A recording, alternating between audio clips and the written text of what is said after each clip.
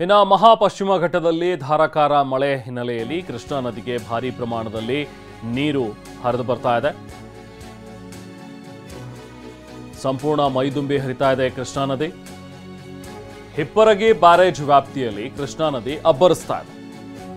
ಯಾಕಂದ್ರೆ ಒಳಹರಿವು ಕೂಡ ಜಾಸ್ತಿ ಆಗಿದೆ. ಈಗ ಹಿಪ್ಪರಗಿ ಬ್ಯಾರೇಜ್ನ ಒಳಹರಿವು 45,080 ಕ್ಯೂಸೆಕ್ ಇದೆ. ಹೊರಹರಿವು ಪ್ರಮಾಣ 43,390 ಕ್ಯೂಸೆಕ್ನಷ್ಟಿದೆ. ಸೊ ಹಿಪ್ಪರಗಿ ಬ್ಯಾರೇಜ್ಗೆ ಒಟ್ಟು 22 ಗೇಟ್ಗಳಿದೆ. ಆ 22ರಲ್ಲಿ 12 ಗೇಟನ್ನು ತೆಗೆದಿದ್ದಾರೆ. ಈಗ 12 ಗೇಟ್ ತೆಗೆದು ನೀರನ್ನು ಬಿಡ್ತಾ ಇದ್ದಾರೆ.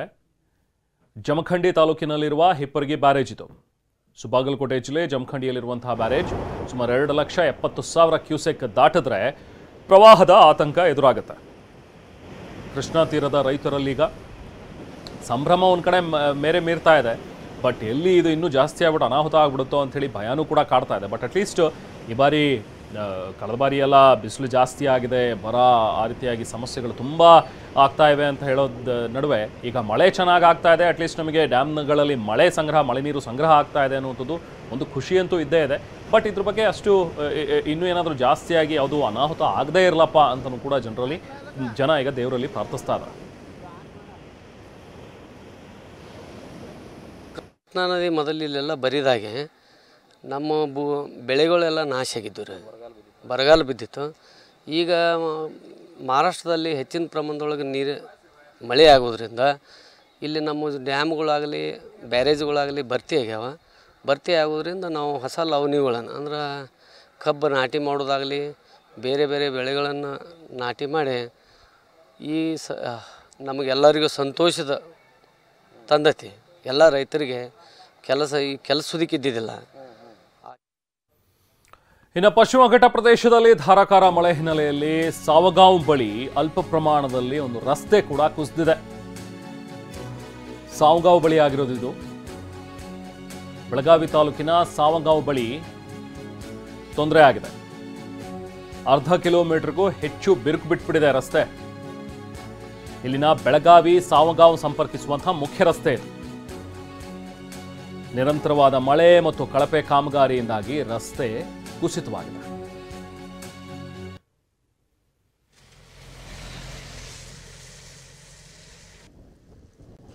ಇದೇ ರಸ್ತೆ ಇದು ಬೆಳಗಾವಿಯಿಂದ ಸಾವಗಾಂವ್ಗೆ ಸಂಪರ್ಕ ಕಲ್ಪಿಸುವಂಥ ರಸ್ತೆ ಇದು. ಈ ರಸ್ತೆ ಈಗ ಬಿರುಕು ಬಿಟ್ಟಿರೋದ್ರಿಂದಾಗಿ ಯಾವಾಗ ಕುಸಿಯುತ್ತಪ್ಪ ಅಂತ ಹೇಳಿ ಭೀತಿಲಿದ್ದಾರೆ ಜನ.